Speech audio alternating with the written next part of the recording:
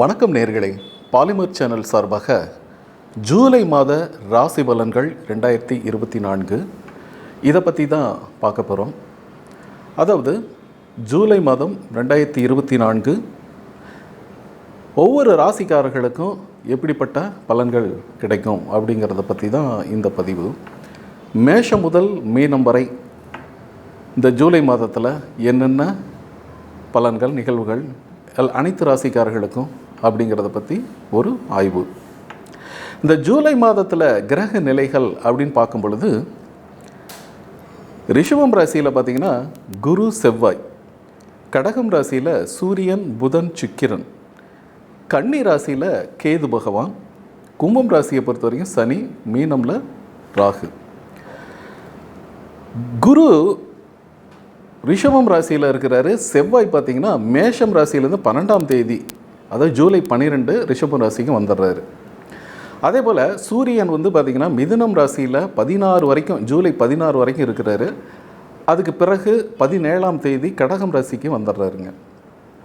புதன் ஆல்ரெடி அங்கே இருக்கார். சுக்கிரன் பார்த்திங்கன்னா 8ஆம் தேதி மிதுனத்துலேருந்து வந்துடுறாரு. ஸோ மிதுனத்தில் 3 கோள்கள், ரிஷபத்தில் 2. இது என்ன ஒரு பெரிய ஒரு அமைப்புன்னு பார்த்திங்கன்னா, இந்த ராசியை பொறுத்த வரைக்கும் கும்பம் ராசியில் சனி ஆட்சி பலமாக இருக்கிறாருங்க. அதே போல் குரு ரிஷபம் ராசியில் நிலம் ராசியில் இருக்கார். சூரிய பகவான் பார்த்திங்கன்னா கடகம் ராசியில் புதன் மற்றும் சுக்கிரனோட இணைந்து சூரியன் புதன் புத ஆதித்ய யோகத்தை கொடுக்குறாரு. குரு செவ்வாய் இணைந்து குரு மங்கள யோகத்தை கொடுக்குறாரு. இது எல்லா ராசிக்காரர்களும் பார்த்திங்கன்னா ஓரளவு, அதாவது மேஷம் முதல் மீனம் வரை பார்த்திங்கன்னா ஓரளவு பார்த்திங்கன்னா நிலம், மனை, வீடு, தொழில், வேலை, சகோதர சகோதரிகளில் இடம், ஒரு இணக்கம், இந்த மாதிரி ஒரு அமைப்பு கண்டிப்பாக வரும். அதே போல் கடகம் ராசியில் சூரியன் இருக்கிறதுனால அரசியல் அரசாங்கங்களில் வேலை செய்பவர்களுக்கு, அரசியல்வாதிகளுக்கு, அரசியலே மக்கள் பணிகளை ஏற்று நடத்துபவர்களுக்கு, இவர்களுக்கெல்லாம் பார்த்திங்கன்னா புதிய பதவிகள் கிடைக்கும். கடகம் ராசிக்காரர்களுக்கு பொறுத்த வரைக்கும் புதிய பதவிகள் அப்படிங்கிறது சிறப்பாக இருக்குது.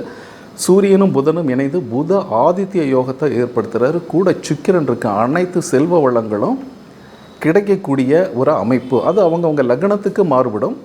இருந்தாலும் நிகழ்வுகள் இப்படி தான். சில நேரங்களில் பார்த்திங்கன்னா மலைச்சரிவு, அதாவது ஒரு ஹில்ஸில் போயிட்டுருக்கோம், ஒரு திடீர்னு சரிவு ஏற்படும்.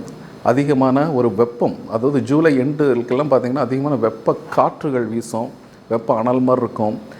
அது ஓரளவு மழை வர்றதுனால அதெல்லாம் கொஞ்சம் தணிஞ்சு போயிடும் அப்படின்னு சொல்லலாம்.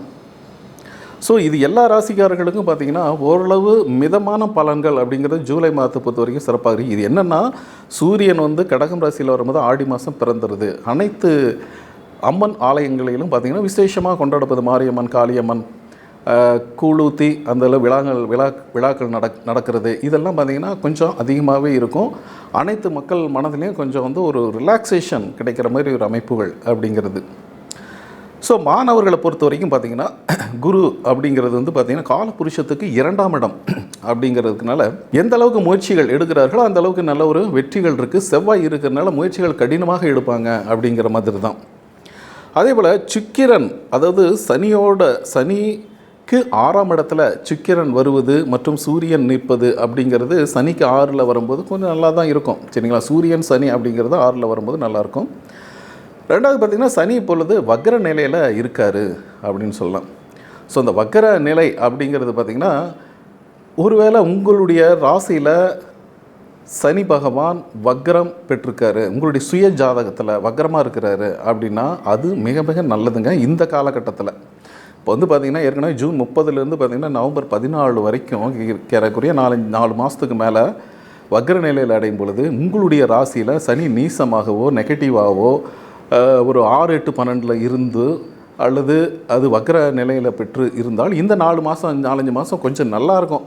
சரிங்களா? அது நீங்கள் மனசில் நினச்ச காரியங்கள் மறுபடியும் பழசில் நீங்கள் விட்டதெல்லாம் பிடிக்கிற மாதிரி ஒரு அமைப்பெல்லாம் அந்த வக்ர நிலையில் சனி பகவான் உங்களுக்கு ஏற்படுத்தி கொடுப்பாரு அப்படிங்கிறதுல எந்த வித மாற்று கருத்தும் இல்லை. ஸோ இப்போ பார்த்திங்கன்னா மேஷம் முதல் மீனம் வரை இருக்க நம்ம சொல்ல போகிறது ஒரு பொதுவான பலன்கள் தான் சொல்கிறோம். உங்களுடைய சுய ஜாதகத்தில் இருக்கிற கோள்களின் நிலைகள், தசா புத்திகள், இதெல்லாம் வச்சு 100% ப்ரிடிக்ஷன் சொல்லலாங்க. வாங்க இந்த ராசிக்காரர்களுக்கு எப்படிப்பட்ட பலன்கள் கிடைக்கும் அப்படிங்கிறத பற்றி ஒரு பொதுவாக ஒரு ஜெனரல் பிடிஷன் இப்பொழுது பார்ப்போம். துலாம் ராசியை பொறுத்தவரைக்கும் உங்களுடைய ராசிநாதன் உங்களுடைய 10ஆம் இடத்துல 11ஆம் அதிபதி கூட போய் உட்காந்துருக்கிறாங்க. 12ஆம் அதிபதி மற்றும் 9ஆம் இடத்து அதிபதியோடு போய் உட்காந்துருக்கிறார். ஸோ 9, 12, 11 சரிங்களா.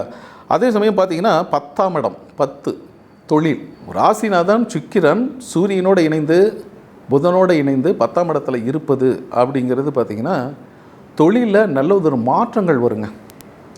இப்போ படித்து முடிச்சிட்டோம், சரி சின்னதாக ஒரு வேலை பார்த்துட்ருக்குறோம், திடீர்னு பார்த்திங்கன்னா ஒரு நல்லதொரு வேலை வாய்ப்பு அப்படிங்கிறது சிறப்பாக இருக்குது.